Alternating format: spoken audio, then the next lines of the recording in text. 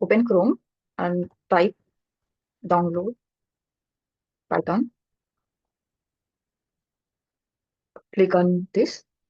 And to download the latest version for Windows, we will click on download Python 3.13. Click on this. Click on custom installation. Next, click on install.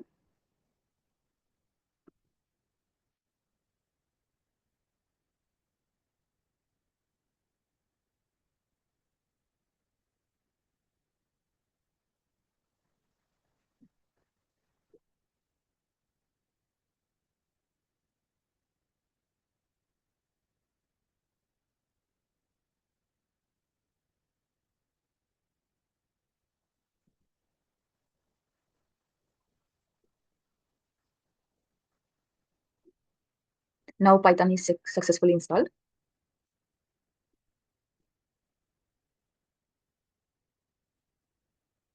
We can see here